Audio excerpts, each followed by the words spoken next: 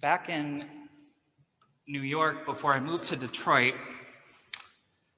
there was a significant turf war that was going on between some of the major players in traditional egalitarian davening.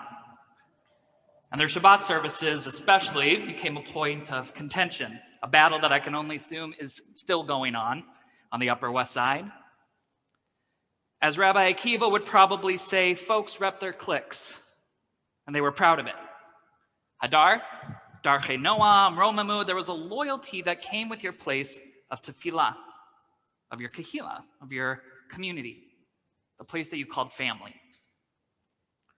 And though I would like to say that that turf war was expressed in a way that was a competitive way of amplifying spiritual growth, the reality was a bit more, let's say, superficial, at least in the conversations that I was privy to. Because you would think that the determining factor for numbers, for membership, for Jews in the pews, as we say, would be the quality, right? The mashma'ut, the meaning, the depth built into prayer. That it felt powerful, authentic, personal, introspective. And I think for many congregants, I'm sure that that was, in fact, what kept them, what made them belong, what made them loyal. But the shuls themselves, the organizations, they tackled this turf war in a different way. And instead of upping their davening game, instead of upping their programming, their outreach, their communication, the emphasis was placed on, get ready for the most Jewish end to the statement, Kiddush. Kiddush, that pinnacle of spirituality, depth, and pathos. Because the rabbis of the Talmud, of course, based the quality of their Torah academies on the freshness of the whitefish salad, or if the whiskey was top shelf. I'm kidding, of course. And I really don't want to sound judgmental, so I'm sorry if it comes off in that way. Because listen, food is important to who we are as Jews. We know that. And it makes sense to create a special atmosphere on Shabbat with good food, good drinks, especially if it leads more people to coming into the building, which creates more community. Family is important. Food brings family. I get that.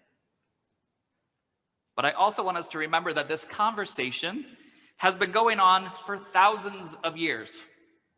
And we know how it plays out.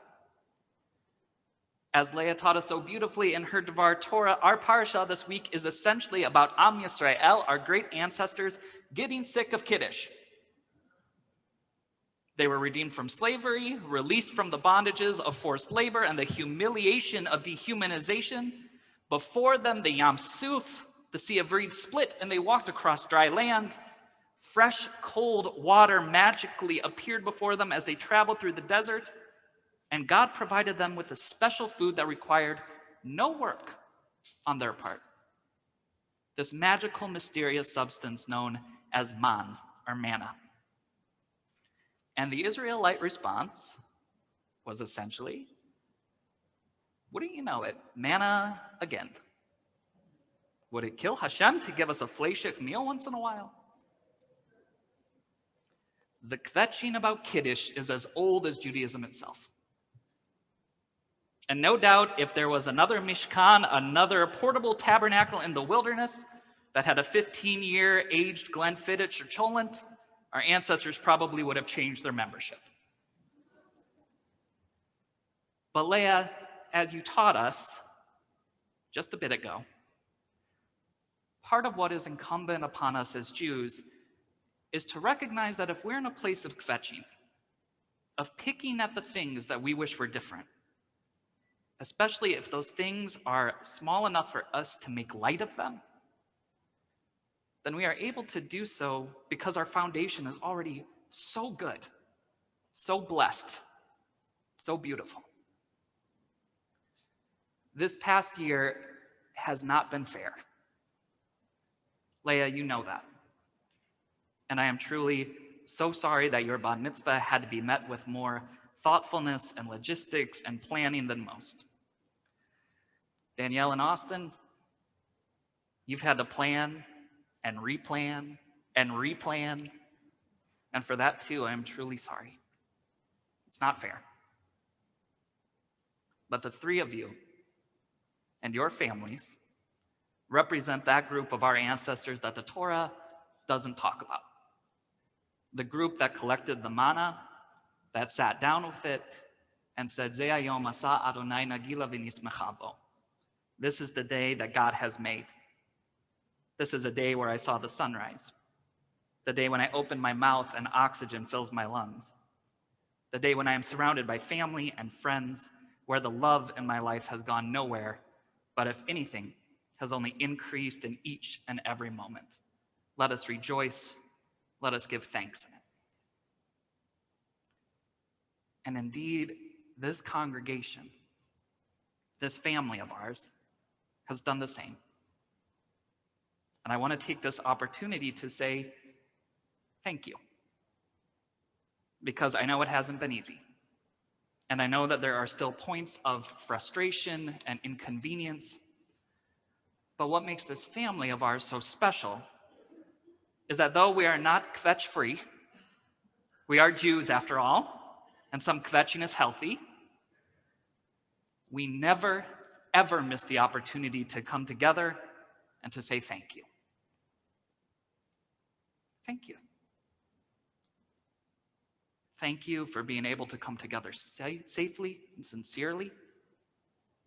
Thank you for the ability to be able to come together fully present, even if our presence is virtual, so that we can do what Jews are supposed to do, which is to sing, to celebrate, and to let the simchas of our community become the simchas of our own.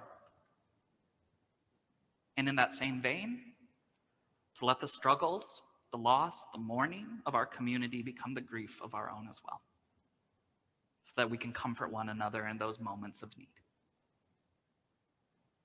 That is gratitude. Leah, that is what you spoke so beautifully of in your Devar Torah. Thank you for teaching us.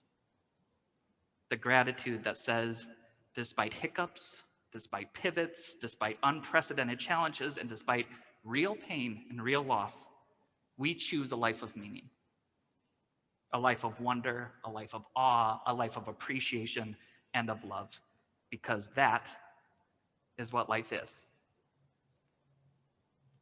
So let me end this morning with a piece of Midrash from Bereshit Rabbah.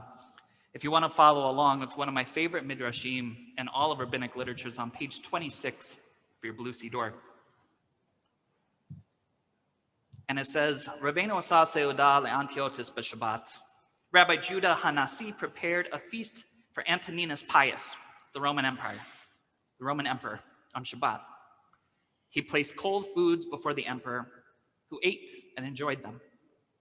The rabbi prepared another feast for him, but it was on a weekday, and served hot foods. The emperor then asked, how is it that I found those other foods more tasty than these? Explained Rabbi Judah Hanasi, these are missing one essential ingredient. Antoninus, deeply offended, cries, it is inconceivable that the pantry of the emperor lacks anything, any ingredient at all. The rabbi replied, the ingredient this meal lacked was Shabbat. Could Shabbat be found in your pantry?